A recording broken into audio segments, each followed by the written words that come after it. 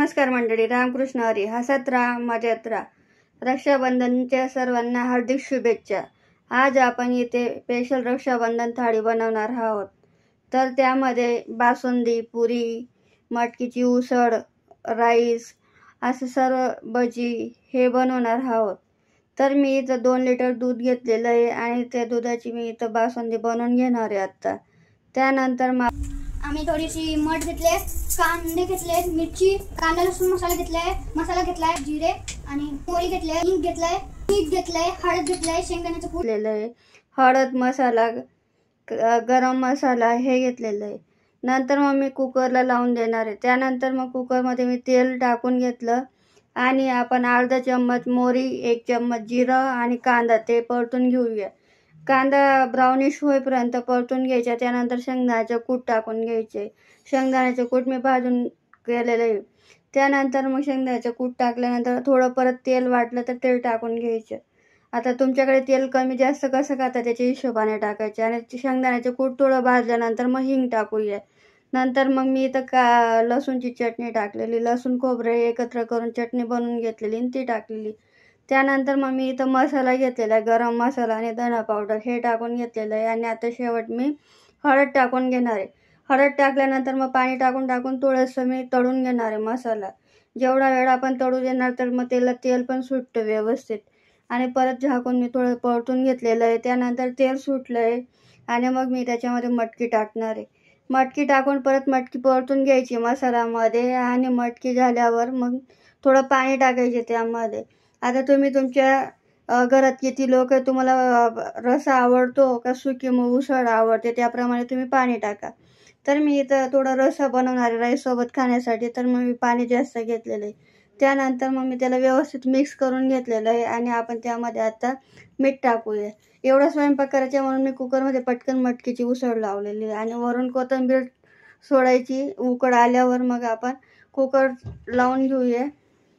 आणि शिट्टी व्यवस्थित असेल तर चेक करून घ्या. त्यानंतर मग मी इथं 1 शिट्टी घेतलेली, एकच घ्यायची, जास्त घेतल्यावर मटकी जास्त शिजून जाते. त्यानंतर मग मी इथं पुरींसाठी कणिक भिजून घेते. त्यामुळे मी 3 कप कणिक घेतलेली आहे, गव्हाचं पीठ घेतलेलं आहे. आणि त्यामध्ये मीठ टाकून तेल टाकून मी भिजून घेतलेली. जास्त सैल पण नाही करायची आहे, मीडियममध्ये ठेवायची आहे. आणि मीडियममध्ये ठेवून मी 15 मिनटासाठी रेस्ट करायला ठेवणार आहे. त्यानंतर मग मी इथं बासुंदी पूर्ण तयार झालेली, म्हणून बासुंदीसाठी मी मसाला बनवलेला आहे. त्यामध्ये ड्रायफ्रूटमध्ये मी काजू बदाम हे घेतलेलं आहे आणि विलायची पावडर टाकलेली आहे, साखर ते व्यवस्थित मिक्स करून घेतलेलं आहे. त्यानंतर मग मी इथं आता कांद्यांची भजी बनवणार आहे. त्यामध्ये मग मी कांदे लांब कट करून घेतलेले आहेत. आणि नंतर मग त्यामध्ये मी ओवा टाकलेला आहे, जिरं लसूणची पेस्ट टाकलेली आहे. नंतर मग हळद टाकून लागेल तसं पीठ टाकलेलं आहे मी त्यामध्ये. आणि मग वरून थोडी कोथिंबीर टाकलेली आहे. हे बघा, पीठ असं तयार करून घ्यायचे आहे. भजी खूप छान बनते कांद्याची. आपला शॉर्ट व्हिडिओ पण अपलोड केलेला आहे मी स्पेशल कांद्याची कसं बनवलेलं आहे असं. तर हा व्हिडिओ मोठा होईल म्हणून थोडा फास्ट केलेला आहे. तर बघू शकता तुम्ही, खूप छान भजी बनलेली आहे. आणि मग त्यानंतर मी बाकी पुढच्या याच्यासोबत पुरी पण तळून घेणार आहे. आणि हे बघा, भजींमध्ये तेल पण नाही राहत जास्त. कोणी सोडा टाकतं. सोडा टाकल्याने आपलं पोट खराब होतं, त्यामुळे सोडा न टाकलेला बरा. त्यानंतर मग मी इथं पुरी बनवून घेते. तर पुरी मी असं जाडसर लाटून घेतलेली आहे. थोडी जाड ठेवल्यावर पुरी फुगते छान. हे बघू शकता तुम्ही. मी असे सर्व पुऱ्या लाटून घेणार आहे.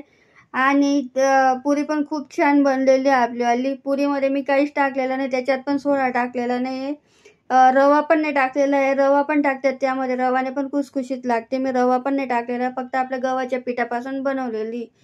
तर त्यामध्ये फक्त गव्हाचे पीठ आणि मीठ, तेल 3च गोष्टी घेतलेल्या आहेत. आणि हे बघा, ताट खूप छान बनलेली आहे, भाजी पण आणि पुरी पण. राईस तर सर्वांना येतो म्हणून मी राईस काही दाखवला नाही आहे. तर मी असं सगळं बनवून घेतलेलं आहे. चला, मग आपल्या चॅनलला सबस्क्राईब करा, लाईक करा, शेअर करा, कमेंट करायला विसरू नका. बाय.